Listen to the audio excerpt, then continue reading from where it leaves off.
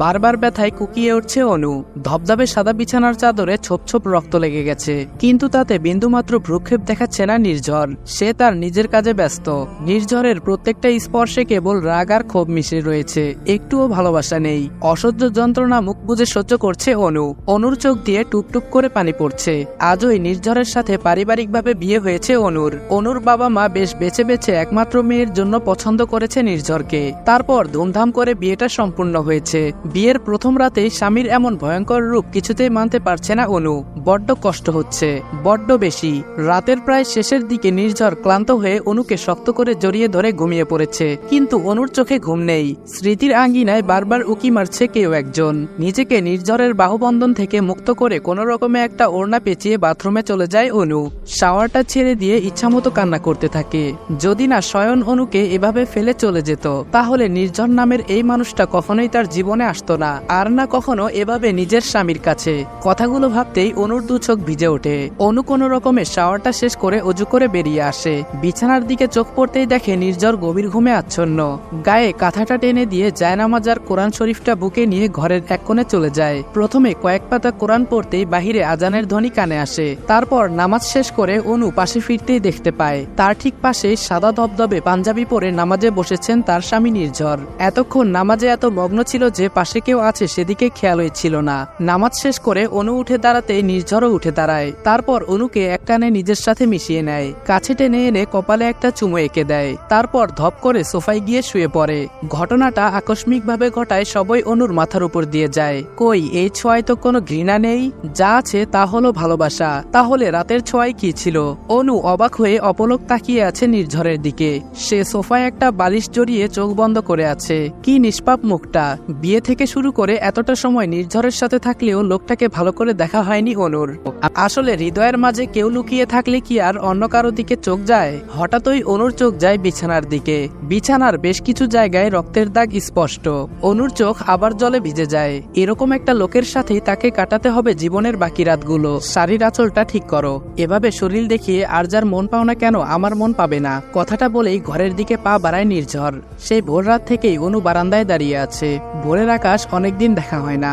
সকালের রক্তিম সূর্য আর কিচিরমিচির পাখির গান, হালকা বাতাস। অনেকদিন পর এভাবে খোলা আকাশ দেখতে বড্ড ভালো লাগছিল অনুর। সারা রাতে হৃদয়ে যে ঝড় শুরু হয়েছিল তার অনেকটাই শান্ত হয়ে গিয়েছে। মৃদু বাতাসে শাড়ির আঁচলটা বুক থেকে একটু সরে গিয়ে পেটের কিছু অংশ দেখা যাচ্ছিল। ব্যাস, তা দেখে নির্ঝরের এমন অবস্থা। ভুল করেই তো সরে গেছে, ইচ্ছে করে তো আর দেখিয়ে বেড়াচ্ছি না। আমি কি তেমন মেয়ে নাকি? স্বামী তো, পরপুরুষ তো আর নয়। এমন করে বলার কি আছে? কি নোংরা মানুষ, আর কি নোংরা চিন্তা ভাবনা। ছি। কথাগুলো নিজে নিজেই বলছিল অনু। হঠাৎই দরজার খটখট শব্দে অনু ছুট লাগায় ঘরের দিকে। এত চিন্তার মাঝে অনু ভুলেই গিয়েছিল বেশ বেলা হয়ে গেছে। নির্ঝর ওয়াশরুমে, বোধ হয় আরেক দফা শাওয়ার নিচ্ছে। বারবার এত শাওয়ার নেওয়ার কি আছে? নিক না, তাতে আমার কি। অনু দরজা খুলতেই ধরফর করে নীরা ভেতরে ঢুকে পড়ে। নীরা হলো নির্ঝরের ছোট বোন। কি গো ভাবি, এত বেলা হলো এখনো ঘুম ভাঙছে না বুঝি? অনু বলল, ঘুমালে তো ঘুম ভাঙবে। ঘুমালাম কখন? নীরা বলল, কিছু বললে? অনু বলল, কই না তো। নীরা বলল, তোমার বর কই? অনু বলল, শাওয়ারে। নীরা বলল, ও আচ্ছা, তো এবার তোমাদের ভালোবাসাবাসির সমাপ্তি ঘটলে নিচে নামো, মা তখন থেকে তোমার জন্য অপেক্ষা করছে। অনু মনে মনে বলল, ভালোবাসা মাই ফুড। নীরা বলল, কিছু বললে? অনু বলল, না তো। নীরা বলল, ও তুমি খুব মিষ্টি, তাই তো আমার ভাই সেই তুমি তুমি করে এক্কেবারে। অনু বলল, কি? নীরা বলল, ইয়ে মানে কিছু না, আসছি আমি, তোমরা তাড়াতাড়ি নিচে এসো। অনু ভেবাচেকা খেয়ে সেখানেই দাঁড়িয়ে আছে। কি বলে গেল? অনু পেছনে তাকাতেই দেখে নির্ঝর দাঁড়িয়ে আছে। চোখ দুটো লাল টুকটুকে হয়ে আছে। বোধ হয় এক্ষুনি টুপ করে রক্ত চলে আসবে। নাকের মাথাটাও লাল হয়ে আছে, নাকটা ফুলে আছে। নির্ঝর এক দৃষ্টিতে অনুর দিকে তাকিয়ে আছে। অনুর দিকে নয়, অনুর গলায় পড়ে থাকা চেনটার দিকে। অনুর কেমন ভয় ভয় করছে। কিছু বলবেন? নির্ঝর কোনো কথা বলল না। অনু বলল, এভাবে কি দেখছেন? অনু একটু পেছাতে নির্ঝর অনুর হাত ধরে একটানে বুকের সাথে মিশিয়ে নেয়। তারপর অনুর ঠোঁটে ঠোঁট মিলিয়ে দেয়। অনু বারবার ছোটার চেষ্টা করছে, কিন্তু পারছে না। কিছুক্ষণ পর নির্ঝর নিজেই অনুকে ধাক্কা মেরে সরিয়ে দেয়। অনু হঠাৎ ধাক্কায় টাল সামলাতে না পেরে দুম করে গিয়ে খাটের কোনায় বাড়ি খায়। কপালে একটু লাগলেও কাটেনি, তবে ব্যথা করেছে। এতক্ষণে নির্ঝর ঘর থেকে বেরিয়ে গেছে। অনু বরফের মতো সেখানেই জমে গেছে। কি হচ্ছে তার সাথে এসব? আচ্ছা, যদি শায়ান আমাকে এভাবে একা ফেলে চলে না যেত। যদি বিয়েটা সায়ানের সাথেই হতো তখনও কি এরকম কিছু ঘটতো? হয়তো না। তবে সে তো চলে গেছে। চলে যাবে কেন? পালিয়ে গেছে। এসবের মাঝে আমাকে একা ফেলে পালিয়ে গেছে, নাকি কেউ তাকে দূরে সরিয়ে দিয়েছে? কিছুক্ষণ চুপচাপ কান্না করার পর নিজেকে গুছিয়ে নিয়ে নিচে নামে। এখন সবকিছুই মেনে নিতে হবে, স্বামী বলে কথা। নিচে অনুর শাশুড়ি, ননদ, শ্বশুর সবাই টেবিলে বসে আছে। বাড়ির সবাই খুব ভালো। তাদের কাছে অনু যেন এক মহামূল্যবান জিনিস। তাতে একটু আঁচড় যদি লাগে তাতেও বোধহয় মহাভারত অশুদ্ধ হয়ে যাবে। তবে অনুর শাশুড়ি একদম চুপচাপ, কোনো কথা বলছেন না। অনুর দিকে একবার ফিরেও তাকাচ্ছে না। নির্ঝরের সাথে গোটা বিয়েতে অনু তার শাশুড়িকে একবারও দেখেনি। বোধহয় তিনি এই অনুষ্ঠানে নিজেকে জড়াতে চাননি। বিষয়টা অনুর চোখে বড্ড লাগছে, কিন্তু মনে দাগ কাটছে না। নতুন বউ বলে কথা, আর ভালোই তো লাগছে। এত আদর যত্ন মন্দ লাগার প্রশ্নই ওঠে না। তবে অনুর ধারণা মতে শাশুড়িরা এমনই হয়। তবে সায়নের মা ভদ্রমহিলা ছিল, একদম রাগী। তবে অনুকে তার ভারী পছন্দ ছিল। আজকে অনুর বউ ভাত, অনুর মা বাবা ভাই ভাবি সবাই এসেছে। অনু এত লোকের মাঝে মাকে টেনে নিয়ে আড়ালে চলে যায়। এতটা সময় বোধ হয় সে মায়েরই অপেক্ষায় ছিল। মাকে জড়িয়ে ইচ্ছে মতো কেঁদে দেয়। অনুর মা বলল, অনু কি হয়েছে? অনু বলল, মা আমাকে নিয়ে চলো, আমি থাকবো না এখানে। অনুর মা বলল, কেন রে বাবুই, কি হয়েছে? অনু বলল, আমি সায়নের কাছে যাব। সায়ন কোথায়? অনুর মা ধমক দিয়ে বলল, অনু। অনু বলল, বলো না মা, আমার শান কোথায়? মা প্লিজ, এই লোকটার সাথে থাকা আমার পক্ষে অসম্ভব। এই লোকটা খুব বাজে। অনুকে কথার মাঝে থামিয়ে দিয়ে অনুর মা বলল, অনু, নির্ঝর খুব ভালো ছেলে, একটু মানিয়ে নাও, ও তোমাকে সুখে রাখবে। অনুর মা কথাগুলো বলে মাথা নিচু করে ফেলে। অনু বলল, সায়নকে ছাড়া আমি সুখে থাকতে পারবো না মা। মা প্লিজ বলো না, সায়ন কোথায়? আমি সায়নের কাছে চলে যাব। মেয়ের ছলছল চোখের দিকে তাকিয়ে অনুর মা অনামিকা মুখ খোলে। অনু, আসলে সায়ান কোথা থেকে ধুম করে নির্ঝর চলে আসে। অনুর মাকে ইশারায় চুপ করিয়ে দেয়। আন্টি বাইরে খেতে দিয়েছে, আপনি খাবেন না? চলুন। অনুর মা বলল, হুম বাবা চলো। অনুর মা যাওয়ার আগে ছলছল চোখে একবার নির্ঝরের দিকে তাকিয়ে চোখ নামিয়ে নেয়। অনুর মা চলে যায়। অনু মায়ের পেছন পেছন যেতে লাগলে নির্ঝর অনুর হাত ধরে টান মারে। অনুও হুমড়ি খেয়ে পড়ে নির্ঝরের বুকে। অনু বলল, কি হলো, হাত ধরছেন কেন? ছাড়ুন। নির্ঝর কোনো কথা বলল না। অনু বলল, কি অসভ্যতামি হচ্ছে শুনি? নির্ঝর তবুও কোনো কথা বলল না। অনু বলল, ছাড়ুন, অসভ্য লোক একটা। নির্ঝর অনুকে শক্ত করে বুকের সাথে চেপে ধরে আছে। তারপর পকেট থেকে একটা রুমাল বের করে অনুর চোখের নিচে লেপটে যাওয়া কাজলটা মুছে দেয়। কান্না করার ফলে চোখের নিচে কাজলটা লেপটে গিয়েছিল। তোমার চোখে দেখেছিলাম আমি আমার সর্বনাশ। অনু বলল, কি? নির্ঝর কোনো কথা বলল না। অনু বলল, কি বললেন? নির্ঝর বলল, জানি না। অনু বলল, নিজে বলে এখন বলছেন জানি না? নির্ঝর বলল, হুম, সত্যি জানি না। তোমাকে এখন ঠিক কি করা উচিত? অনু বলল, মানে? নির্ঝর বলল, জানি না। কথাটা বলে নির্ঝর রুমালটা পকেটে রেখে দিয়ে হাঁটা ধরে। অনুও নির্ঝরের পেছন পেছন হাঁটছে। হাঁটছে না, রীতিমতো ছুটছে। নির্ঝর ইয়া লম্বা মানুষ, তার উচ্চতার কাছে অনু নিছকই বাচ্চা। উফ, একেবারে হাতি একটা। অনুর কাছে তার স্বামীকে পৃথিবীর সবচেয়ে রহস্যময় চরিত্র বলে মনে হচ্ছে, যার হৃদয়ের বেলাভূমিতে কখনো মেঘ তো কখনো বৃষ্টি, আবার মাঝে মাঝে রোদ্দুরও উকি মারে। কি চায় এই রহস্যময় মানব? না, রহস্যময় স্বামী নামক এক অজানা চরিত্র। নির্ঝর ধীর পায়ে এগিয়ে আসছে অনুর দিকে। অনুর ভয়ে বুক কাঁপছে। যদি কাল রাতের মতো আবার?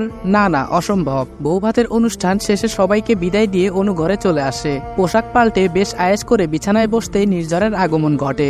নির্ঝরকে দেখে বিছানার একপাশে গুটিসুটি মেরে বসে পড়ে অনু। নির্ঝর ঘরে ঢুকে অনুর দিকে তাকাতেই অনু কাল রাতের কথা মনে পড়ে যায়। নির্ঝরকে এগিয়ে আসতে দেখে অনু ধুম করে দাঁড়িয়ে যায়। একটা ছোট্ট ঢোক গিলে বলতে শুরু করে, দেখুন মিস্টার চৌধুরী, আপনার সাথে আমাকে জোর করে বিয়ে দেওয়া হয়েছে। আমি অন্য কাউকে ভালোবাসতাম, আর এখনো বাসি। কথাগুলো আমি আপনাকে কালই বলতাম, কিন্তু আপনি তো আপনার কাজে না না স্বামীগিরি ফলাতে ব্যস্ত ছিলেন, তাই বলার সুযোগটাই হয়ে ওঠেনি। কিন্তু শুনে রাখেন, যেদিন সে ফিরে আসবে সেদিন আমি। বাকি কথা বলার সুযোগ হয়নি অনুর। নির্ঝর অনুর চুলের মুঠি ধরে নিজের দিকে টেনে নেয়, তারপর ঠোঁটে ঠোঁট মিলিয়ে দেয়। অনু বারবার হাত পা ছুটছে, কিন্তু কিছু করার উপায় নেই। অনু নির্ঝরকে সর্বশক্তি দিয়ে ধাক্কা দিতেই নির্ঝর পেছনে সরে যায়। অনু বলল, আপনি কি চান বলুন তো? এভাবে বারবার জোর করছেন কেন? যদি এতই শরীরের নেশা হয়ে থাকে তাহলে পতিতা পল্লীতে গেলেই পারতেন। কেন আমার আর সায়নের মাঝখানে এলেন? নির্ঝর বাকরুদ্ধ হয়ে তাকিয়ে আছে অনুর দিকে। তুমি তার কাছে যেতে চাও যে তোমার সবটা চায় না, কিন্তু তার কাছে যেতে চাও না যে তোমার ভালো মন্দ সবটা চায়। কথাগুলো বলেই নির্ঝর বিছানা থেকে একটা বালিশ ঢিল মেরে অনুর দিকে ছুড়ে দেয়। অনু বালিশটা হাতে নিয়ে বাকরুদ্ধ হয়ে দাঁড়িয়ে আছে। আর কোনো কথা হয়নি দুজনের মাঝে। নির্ঝর খাটের উপর উবু হয়ে শুয়ে পড়ে, আর অনু এখনো ওভাবেই দাঁড়িয়ে আছে। নির্ঝর অনুর দিকে না তাকিয়েই বলল, লাইটটা অফ করে দাও। অনু একটা বেঞ্চি কেটে সোফার দিকে পা বাড়াতেই নির্ঝর বলল, না, এই ঘর ঘর তোমার না এই ঘরের জিনিসগুলো, তাই এই ঘরের কোনো জিনিস ব্যবহার করার অনুমতি তোমার নেই। অনু বলল তাহলে আমি কোথায় শোবো? নির্ঝর বলল মেঝেতে। অনু বলল কি? নির্ঝর বলল ইচ্ছে করলে বারান্দা ফাঁকা আছে। অনু গোল গোল চোখে নির্ঝরের দিকে তাকিয়ে আছে। এই লোকটা উন্নত শ্রেণীর অসভ্যতার সকল স্তর পার করে এসেছে। কথাগুলো নিজের মনে মনে বলে অনু মেঝেতেই গুটিসুটি মেরে শুয়ে পড়ে। একটু কষ্ট হলেও বেশ ক্লান্ত থাকায় ঘুম চলে এসেছে খুব দ্রুত। আর তো মাত্র একটি দিন, কালকে বাড়ি গিয়ে সায়নের কাছে চলে যাবে অনু সারা জীবনের জন্য। সায়নের কথা মনে পড়তেই অনুর কাছে কোনো কষ্ট যেন কষ্টই মনে হচ্ছে না। আচ্ছা, সায়ন কি মেনে নিবে আমাকে? নিবে না কেন? যা হয়েছে নিজের ইচ্ছের বিরুদ্ধে, এটা তো একরকম ধর্ষণই বলা যায়। সায়নের ভালোবাসার কাছে এসব তুচ্ছ। উত্তরগুলো নিজেই নিজের মতো সাজিয়েছে অনু। ভোর রাতে একটু চোখ মেলতেই অনু দেখতে পায় নির্ঝর নিচের দিকে ঝুঁকে উবু হয়ে তাকিয়ে আছে অনুর দিকে। অনু বেশ ভয় পেয়ে যায়। আবারও কি কাল রাতের মতো? তখন ওই নির্ঝর বলে উঠল, আচ্ছা অনু, কখনো কি শুনেছো কোনো ছেলে কোনো মেয়ের নাকফুলের প্রেমে পড়ে? কখনো কি শুনেছো একটা মেয়ের গুলুমুলু গালের প্রেমে পড়ে? কখনো কি শুনেছো কোনো ছেলে কোনো মেয়ের গালের মাঝখানে পড়া ছোট্ট টোলের প্রেমে পড়ে? আমি পড়েছি, একবার নয় বারবার পড়েছি। সেই প্রেমে পুরে ছারখার হয়েছি, তবুও বলতে পারিনি। কথাগুলো অনুর মাথার উপর দিয়ে যাচ্ছে। অনু বলল, মিস্টার চৌধুরী কি বলছেন এসব? নির্ঝর বলল, জানি না। কথাগুলো বলেই নির্ঝর ঘর থেকে বেরিয়ে যায়। সিঁড়ি বেয়ে নিচে নেমে সদর দরজার কাছে যেতেই নির্ঝরের মা রাহেলা বেগমের চোখে পড়েন। ভোরবেলায় কোরআন তেলাওয়াত করার অভ্যাস ওনার। একটু পিপাসা পেয়েছিল, তাই পানি খেতে এসে কাউকে যেতে দেখেন। নিচু গলায় ডেকে ওঠেন, কে ওখানে? নির্ঝর বলল, আমি মা। রাহেলা বেগম বললেন, এত ভোরবেলায় কই যাও আব্বু? নির্ঝর বলল, একটু বাইরে যাব, ভালো লাগছে না। আর কথা বাড়াননি উনি। নির্ঝরের যখন মন খারাপ থাকে তখন সে বাইরে চলে যায় হাঁটতে। খোলা আকাশ, মৃদু বাতাস, এসব নাকি নির্ঝরের কাছে মন ভালো করার মেডিসিন। এখন বেশ ভোর হয়ে গেছে, তেমন আলো না ছড়ালেও সবকিছু স্পষ্ট দেখা যাচ্ছে। নির্ঝরের বলা কথাগুলো ভাবতে ভাবতেই বাহিরে আজানের ধ্বনি কানে যায়। অনু ঝটপট নামাজ পড়ে নেয়। নামাজের বিছানায় কেঁদে বুক ভাসিয়ে দেয়। অনুর চাওয়া বলতে ওই একজনই, সায়ন। সকাল সকাল শ্বশুর বাড়ির সবার আবদার, তারা আজ নতুন বউয়ের হাতে বানানো নাস্তা খাবে। অনুও রান্নাঘরে ঢুকে বেশ হেলেদুলে রান্না করছে। আজই তার এ বাড়িতে শেষ দিন, তাই না হয় একটু সবার আবদার রাখলাম, তাতে দোষের কি? খাবার টেবিলে সবাইকে খাবার দেওয়া হয়ে গেছে, যে যার মতো বসে পড়েছে। তবে রাহেলা বেগম সোফায় বসে অনুর গতিবিধি লক্ষ্য করছেন। অনু সবার সাথে নিজের প্লেটটাও সাজিয়ে ফেলেছে। এবার অনু শাশুড়ি মায়ের দিকে চোখ পড়ে। অনু বলল, আন্টি আসুন না, খেতে বসুন। এবার রাহেলা বেগম তেলে বেগুনে জ্বলে ওঠে। তিনি বলেন, কোনো মেয়ে নিজের স্বামীর কথা ভুলে যেতে পারে, কিন্তু কোনো মা নিজের ছেলের কথা ভুলতে পারে না। কথাগুলো বলে উনি সিঁড়ি বেয়ে উপরে উঠে যান। সত্যিই তো, উনি সেই কখন বেরিয়েছে, এখনো ফিরল না। তবে কি আর বাড়ি যাওয়া হবে না? অনুর মনটা খারাপ হয়ে যায়। হঠাৎ ওই পেছন থেকে কেউ হুঙ্কার দিয়ে ওঠে, অনু তাড়াতাড়ি তৈরি হয়ে নাও। অনু পেছন ফিরে তাকাতেই দেখে নির্ঝর দাঁড়িয়ে আছে। অনুর আর খাওয়া হলো না। খুশির ঠেলায় নাচতে নাচতে উপরে চলে যায়। আজকে অনু আর নির্ঝর জোর বেঁধে অনুদের বাড়ি এসেছে। বিয়ের পর প্রথম মেয়ের জামাই বাড়ি এসেছে। অনুর বাবার আনন্দের অন্ত নেই। সবাই নির্ঝরকে নিয়ে ব্যস্ত, আর অনুর দু চোখ একজনকে খুঁজছে। হঠাৎই অনুর চোখ যায় দরজার আড়ালে। দরজার কাছে যেতেই দেখে সোহা সেখানে ঠোঁট উল্টে কাঁদছে। অনুর দু চোখ সোহাকেই খুঁজছিল। অনু কোনো দিকে না তাকিয়ে সোহার কাছে ছোট লাগায়, সোহা তোর ভাই কোথায়? সোহা বলল, অনু আপু। ভাইয়া? অনু বলল, আমাকে তোর সাথে যেতে বলেছে তো। সোহা কোনো কথা বলল না। অনু বলল, চল, সবাই এখন মিস্টার চৌধুরীকে নিয়ে ব্যস্ত, এই সুযোগে তুই বাহিরে অপেক্ষা কর, আমি আমার ব্যাগ নিয়ে আসছি। সোহা হলো সায়নের একমাত্র ছোট বোন, বাকি পরিচয় পরে দিব। সোহা নীরবে বাহিরে বেরিয়ে যায়। অনুও ঘরে গিয়ে গুটিসুটি পায়ে সদর দরজা পেরিয়ে বাহিরে চলে আসে। সে চলে যাচ্ছে তার ভালোবাসার মানুষ সায়নের কাছে, আর পেছনে ফেলে যাচ্ছে তার 2 দিনের স্বামীকে। তো গাইজ, গল্পটা যদি ভালো লাগে তাহলে এখনই like, comment, share and subscribe করে দাও। আর হ্যাঁ, এই ভিডিও যদি 2000 লাইক আর হ্যাঁ 300 কমেন্ট তোমরা করে দিবা, এতটুকু বিশ্বাস আছে, তোমরা করে দাও। আর নেক্সট পার্ট চাও কিনা সেটা কমেন্ট করে জানাইতে পারো, দেখি তোমাদের কতটা আগ্রহ আছে। তো নেক্সট পার্ট চাও কিনা তাড়াতাড়ি কমেন্ট করে জানাও। তো নতুন ভিডিও আসা পর্যন্ত সবাই ভালো থাকবা, সুস্থ থাকবা, খোদা হাফেজ। আর হ্যাঁ, ভালো ভালো কিন্তু আপডেট আসতেছে সামনে, অপেক্ষায় থাকো। আল্লাহ হাফেজ।